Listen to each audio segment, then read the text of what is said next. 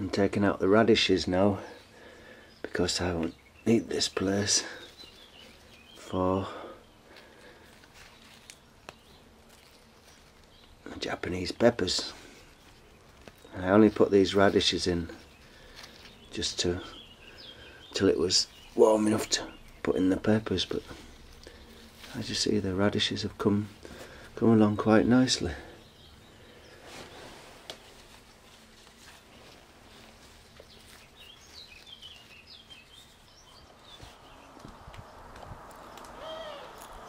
Freshest radishes in the world.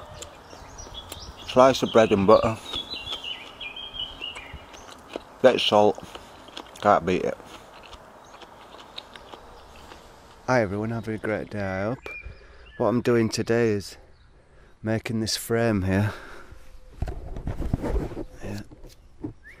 I'm putting 2 tomato plants in there. And this is a way of growing tomatoes that my Japanese friend does.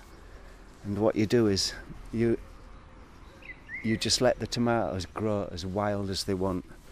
Usually when you're growing tomatoes you cut off all those little side shoots, but this way you let everything grow on both tomatoes, and this whole frame fills up with tomato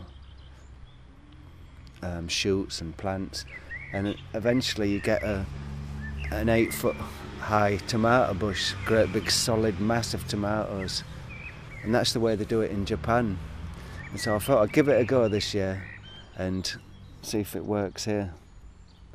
Here's some pictures of how my friend, Japanese guy, does it.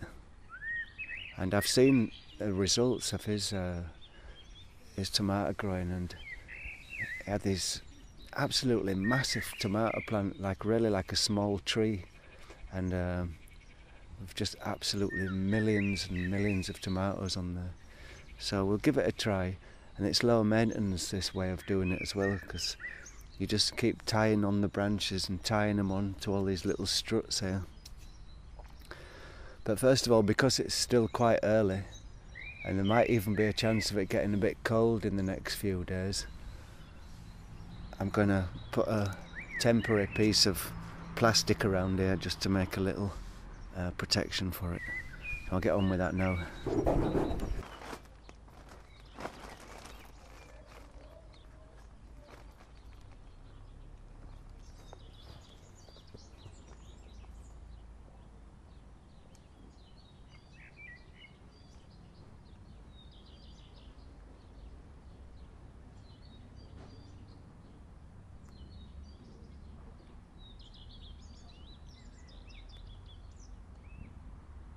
The idea is you just leave this plastic on till the tomatoes are up to here.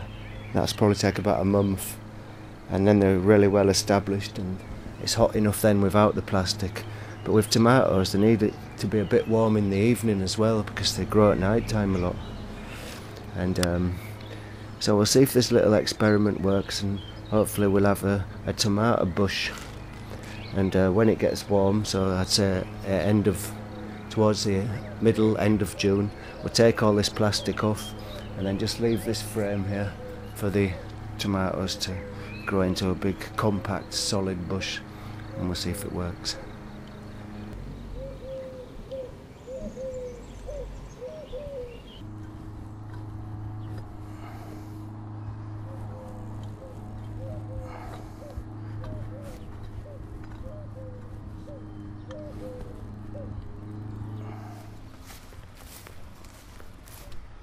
This is the peach tree I sprayed with copper sulphate, I think it's copper sulphate, against peach leaf curl, and this is looking really healthy now, not one curly leaf on there.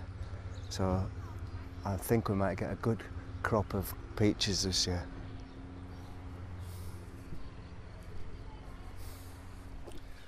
As you can see, there's loads and loads of spinach in there, and I've got to clear that out soon. Well, I've got to make some space, eat my way through one corner and clear it out.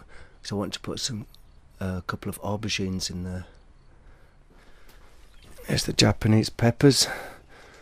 They're Just about ready to go in the ground now. Flying Frisbee, when he came to visit, brought me some coriander in a nice little pot.